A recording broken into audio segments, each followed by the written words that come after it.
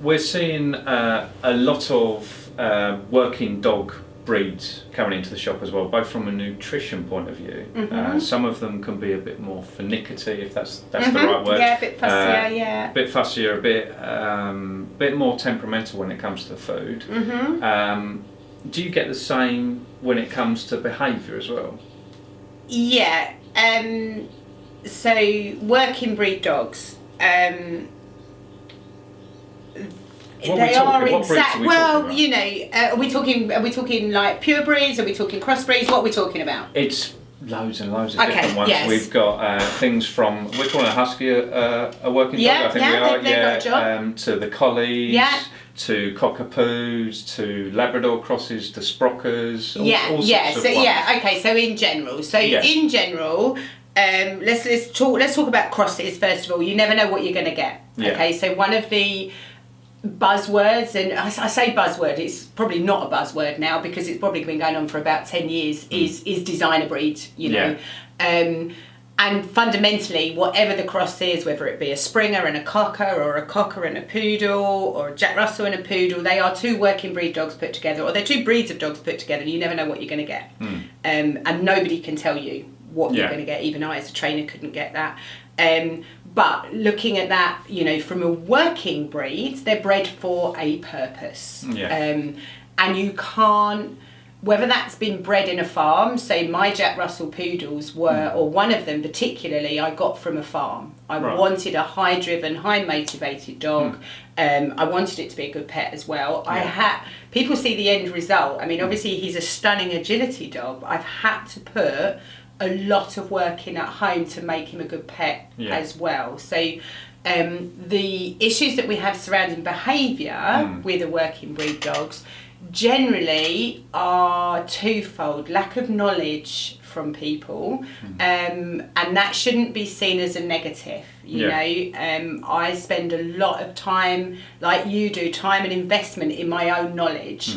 Expanding that knowledge. So let's think about pet dog owners taking a working dog into their home, or whether it be a purebred or a crossbred, potentially could be that they end up with quite a naughty dog, what they consider a naughty dog. You know, the dog is much more highly driven, really clever. Let's remember, these dogs don't go to a training school and say, can you train me their owner? They're training you from day one. You know, generally what I do when I'm working with pet, and we've already discussed this, you know, my classes are full of working dog breeds, you know, whether it be full breeds, and I think lots of people are beginning to do lots of things with their dogs, which is fantastic. This is what we should be doing. Fundamentally, you've got to get the basics right. This isn't a plug for work. I would say get any trainer. You need to have somebody that you're happy with, somebody whose methods you like. Now, I don't condone adverse methods of training. I don't condone physical methods of training, but I'd rather somebody go to a trainer than struggle at home on their own. Not everybody likes me, not everybody likes my methods, you know, so do get a trainer on board from day one. So I'm talking pet dog owners. I'm not talking people that work their dogs all the time. So pet dog owners, lots of people spend, you probably see it all the time, you know, they'll come in, they'll spend a fortune and they'll be going, let's have a little cuddly toys, and they spend loads and loads of money, and then, I don't know whether you've had this, but I would say, what's the first thing you should do when you're getting a puppy? Get a trainer in on that week one. Well, I don't need to. You know, and that is I don't need to. Let's just see how they settle. I would have thought it's one of the pros and cons to the internet, in as much as I can imagine there must be online dog courses. They must exist. There are hundreds. There are absolutely hundreds, and they're like anything. There are good and there are bad. And there's probably YouTube videos that will take you through that sort of stuff and things like that. There must be. Yes, there are. And you know, lots of people watch Cesar Millan on telly, and let's try this and let's try that. I think the problem with the internet is it's like anything. Is at the moment the training world is split. Okay, you've got those that still do dominance. You've got those that reward everything. A working breed dog, you can't reward everything. Yes, you've got to praise everything. Yes, you've got to encourage that dog. The dog has to have its boundary, you know, because very quickly they will train you. I was doing a home visit today for a puppy. It was a little cockapoo, lovely family, lovely little puppy. It's standing at the top of the steps, and there's tiny little steps, and it was going, wah, wah, wah, wah. And I said to the lady, don't go, let's turn away, because what it's doing is it's calling the owner. Okay. If we'd carried on rewarding that behaviour, and that's not working dog specific, you know, lots of puppies do that. If we'd have gone to the dog, picked the dog up, moved it where it wanted to be, all of a sudden we've reinforced the bark. So it thinks that and that's how clever these dogs are, you know. Plus the fact in some crossbreeds if you get a negative and a negative, so every personality, including humans, have good sides, have bad sides. If you get a negative and a negative, they're quite conflicting. So if you've got a trainer in from day one, then they get to know you. Yeah, they get to know what your family's like, what your outcome is going to be. Always personally, I wish people would say, if you know, I'm looking for a new pet, let's go and talk to a trainer, even if it's online, and see what suits us best. So for working breeds, I will always say to people, okay, how many hours do you have spare a week? If it's less than about 8 to 10 hours a week to give that dog, then a working breed dog isn't for them, because that already, you know, that dog's going to need a good hour's walk, if not longer. It's going to need training, it's going to need mental stimulation. What you get with working breed dogs is what I call fondly as a mad professor. So if they're not engaging their brain into some sort of activity with you, then that's when you get obsessive behaviours. So you might get obsessive pulling because they're fearful, because they've got nothing else to think about. You might get nipping because that's the only way that they get attention. Shadow chasing. Lots of collies will, you know, I get lots of inquiries saying my collie's shadow chasing, or working cockers, they shadow chase. It's because they're bored. You know, they're not doing what they're bred to do, so they're bored. Their own games almost. And probably not that. It's probably started with a little laugh from you. You're probably like, oh, what are they doing? And they're like, oh, I'm getting their attention, and then all of a sudden it becomes obsessive, because we're not tiring the brain out.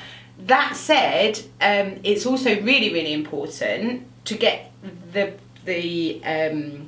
split right. So, you know, I always say to people, okay, do you want to work your dog? My dogs don't massively make good family pets, as in if I want to go out walking with dogs that they don't know, they're not particularly good at that, because I do lots of focus work on me, because, you know, when we're at crufts and things like that, I've kind of got to be the sole purpose for them. If you do that with a family pet, you've then got a dog that can't take their eyes off of you, so then another dog runs and it's going to tell it off, you know. So you have got to get the balance. So my advice for anyone that is looking for a new dog, let's just say a new dog for now, is do your homework, and do your homework not from a breeder's site.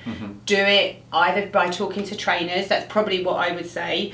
First of all, just drop a message, you know, what do you think of this dog? Most trainers would give you, you know, a couple of minutes of their time and say, you know, this is what I think. Look at what you want to get out of it. If you want a nice family pet that when the children are bored is just going to curl up and go to sleep, a working breed dog may not be for you, because, you know, they need that constant work, they need training classes all the time, some even for life, you know. Some dogs need a job for life. So do your homework before you get it. Be honest with yourselves as well. You know, lots of people say, oh yeah, the idea of it is wonderful. Have I got the time in my life to do it? Am I at a time in my life where I want to expand my knowledge? Because they will give you so much knowledge and satisfaction if you get it right. You know, if you're like, wow, you know, embrace the breed, embrace the crossbreed, embrace whatever it is, I want to learn about it, I want to do stuff with my dog, then brilliant. Get a trainer in to start with, and then do make sure that you keep training classes up. Generally what happens is after about 3 or 4 months of basic training, you'll then decide with that trainer, okay, let's give it a job, let's do agility, let's do scent work, let's do, there's hundreds of different things running. Like, you know, canicross, there's 101 different things. And that's what we were talking about before, that when my son, who's not very old at the moment, gets a bit older, we were looking at getting a dog. My wife grew up with poodles, and I was looking for a dog that potentially I can run with. Okay. Yeah. So that's Yeah. And you've also, if you want to run with a dog, you know, I haven't got a vast amount of knowledge at Canicross. There's some really good trainers out there that do, but you've got, again, you need to get a dog that's fit for purpose. So fit for what you want to do it with. I like small dogs, so that has to be my top priority for me, because I get on better with small dogs. Right. I like working breed dogs because I love doing the agility. You have to put my first dog, my naughty dog, what I call my naughty dog, Herbie, who's actually, you know, he's been to Austria, he's been to Crafts, he's going to Switzerland with Stacey. He was probably, if I'm completely honest, my worst trained dog, because, you know, 9 years ago I didn't have the knowledge that I've got now. And he can be so naughty. My clients laugh at me because even now he's really, I can work really hard. He'll be like, oh, what's in it for me? No, I'm not quite coming, because I didn't quite get it right in the early days. But he's a lovely pet, and I've been very, very lucky with him. Some of the you know, where were we? Poodle crosses and things like that. And poodles, you're great, but if you want to go running, don't get a little tiny one, because you're going to wear his legs out, you know. So that's why I was going, fit for purpose. So do think, and as you say, right, okay, so you're a young family, or you're a young family with young children. What do you all want out of that? You know, you want to go running with the dog, so we're not going to go tiny poodle. Somebody's got to be, you better come to me. No, I'm joking. But, you know, poodles, they're lovely. I've loved my poodle crosses. They're amazing. They can really enjoy a good argument with you, you know. So if you're the sort of person that's going to enjoy a good argument back, you're probably not going to be a good poodle. You do, don't you?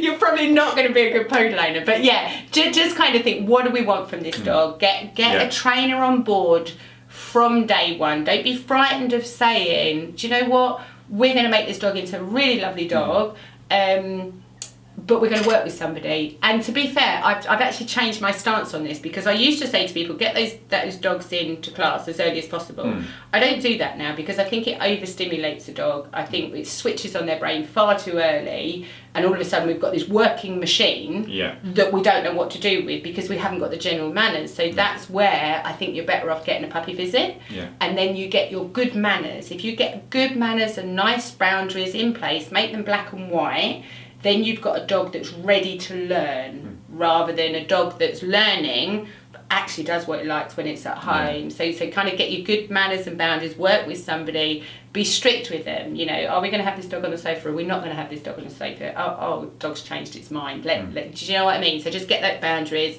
and then get it into class probably about 16, 17 weeks, where it's ready for formal learning. And what I find is the shorter you keep your training sessions, the better. Okay. Because if you get it wrong, that dog's going to be one step ahead of you.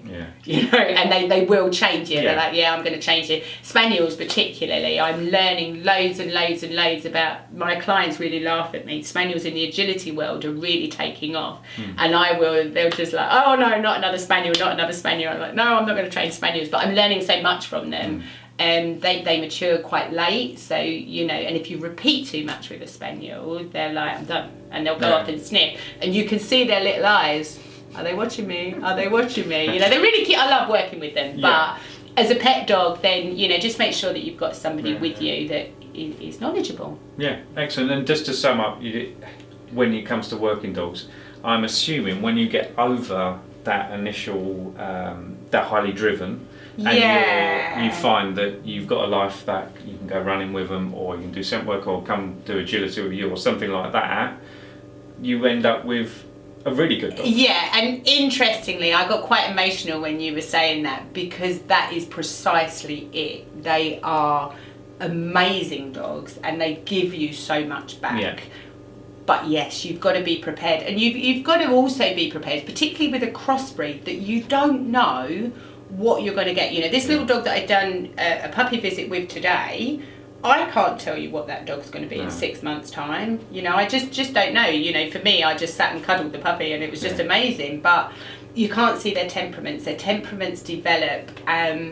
So yeah, it is really, really worth it. You know, the other thing is do research, because, you know, sometimes for like Labradors or Cockers, you get show cockers, you get working cockers, you get show Labradors, working Labradors. So do kind of see what lines they've come from, because if you want something that's slightly less driven, you may do better to go for something that's shown as opposed to something that's worked. You know, very often I get like, you know, pure working breed lines, and the dogs have been out, you know, getting this award and that award for hunting, and actually it may not be the best of family pets, but at the end of it, my dogs, they're just my world, and they give you so much back. So yeah, it's all very good. Excellent. Good.